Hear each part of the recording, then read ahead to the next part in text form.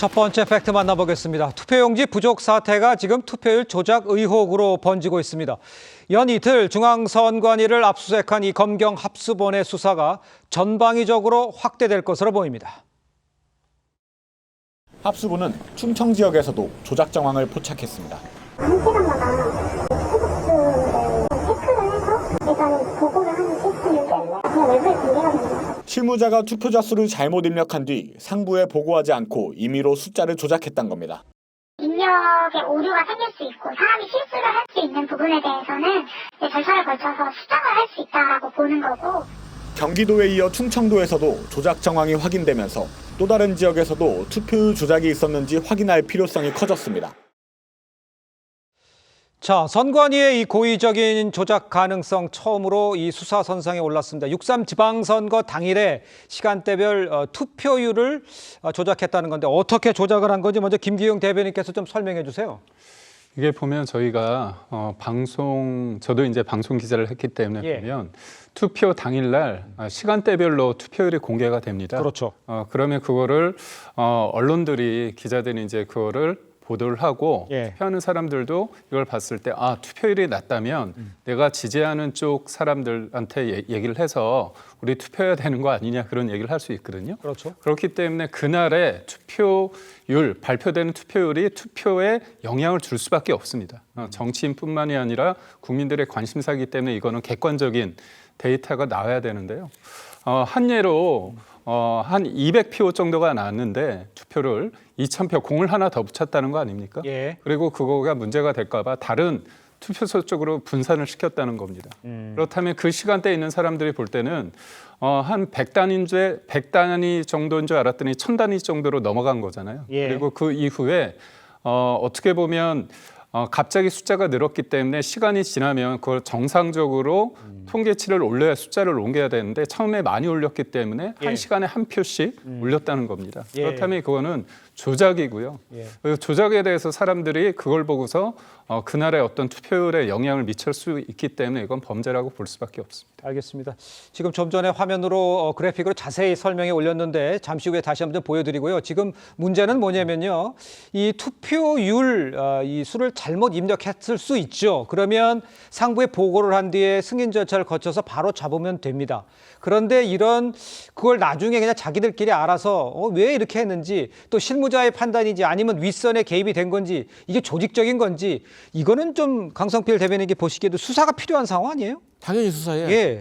그러니까 이제 시스템이 어떻게 되어 있냐면 읍면동에서 이제 선거 투표를 하잖아요. 그러면 투표 관리관이 그 상위 시도에다 전화를 하는 거예요. 우리 몇 표 투표했어요라고 하는 겁니다. 근데 그 과정 속에서 잘못된 게 있다면 이게 시도 선관위에다가 읍면동에서 우리가 이런 것을 잘못 기입했어요. 이거 어떻게 할까요? 라고 물어봐야 됩니다. 그럼 시도 선관위에서 여기에 대해서 판단을 해주면 그 절차에 따라서 해야 되는데 일단 선관위 직원이 본인의 실수에 대해서 이제 뭐 은폐하려고 했던 거겠죠. 그러다 보니 또 그런 것도 이 카톡이라든가 이런 메시지로 확인된 거 아니겠습니까?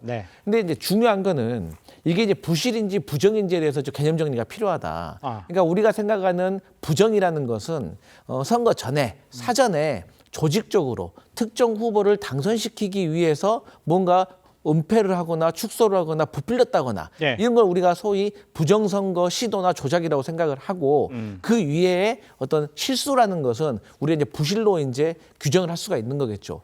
하지만 이러한 부실이 계속되니까 젊은이들 사이에서도 부실이 계속되니까 부정인 것 같다. 그리고 정치권에서도 어쨌든 간에 선관위 직원이 이거를 조작할 수 있는 가능성을 우리가 확인한 거 아니냐. 그럼 이거 어떻게 해결해야 되냐. 나중에 이런 일이 또 일어날 수 있는 거 아니냐. 혹은 과거에도 그런 일이 없었다고 어떻게 우리가 보장할 수 있느냐라는 것이 문제가 되고 있기 때문에 다행인 점은 이 사건이 이 혐의가 드러나기 전에 국민의힘과 민주당이 특검에 합의를 했기 때문에 이 특검에서 이런 부분을 좀 더 자세히 정확하게 들여다볼 필요가 있어 보인다. 그러니까요. 지금 쭉 우리 대변인께서도 언급해 줬습니다만 이거를 그냥 글쎄요, 이거를 그냥 부실이다 이렇게까지 단정 지을 수 없는 상황들이 지금 연출이 되고 있는 겁니다. 문제는 이런 사태가 이게 한 번뿐이 아니었다는 것도 문제예요. 경기도에 이어서 충청 지역에서도 유사한 조작 정황이 포착이 된 겁니다. 그러다 보니까 이번 선거를 6.3 지방선거 전반은 물론이고 과거 선거 수사까지 확대해야 되는 거 아니냐 이런 의견도 나오는데 우리 이용호 의원께서는 이 사태를 어떻게 보십니까?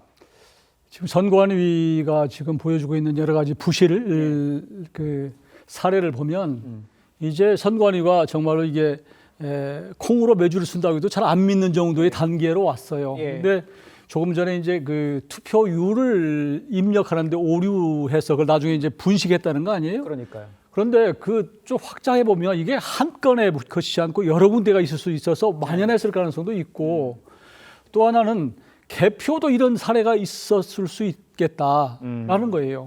그러면 결국은 선거라고 하는 게 단 한두 표 가지고 결정이 되기도 하고 때로는 동률로 나오기도 하거든요. 그렇죠. 이런 상황이기 때문에 결국은 그 승복의 문제가 생길 수 있는 것이거든요. 그러니까 지금 그동안에 투표율에 무슨 뭐 이런 문제도 개표 문제도 결국은 선관위가 스스로 신뢰를 떨어뜨려서 국민들이 유권자들이 볼 때는 더 이상 선관위를 이대로 둬서는 안 되겠다 이런 정도의 지금 상황에 와 있기 때문에 차제 이제 특검이 이제 합의가 됐으니까 저는 아주 근본적으로 대대적으로 한번 손을 봤으면 좋겠다. 지금 부정선거 뭐 의혹 이런 문제들도 제기가 되고 있는데 저는 차제 특검이 된다면 아예 그냥 싸그리 중앙선관위 서버도 포함시켜서 대대적으로 한번 좀 들여다봤으면 좋겠다. 그렇지 않으면 국민들이 볼 때 자꾸 이게 연이어 일어나는 여러 가지 의혹들에 대해서 그냥 넘어가기가 어렵지 않나 이런 생각을 합니다. 알겠습니다. 중앙선관위의 서버까지도 다시 한번 확인해 봐야 될 정도로 문제가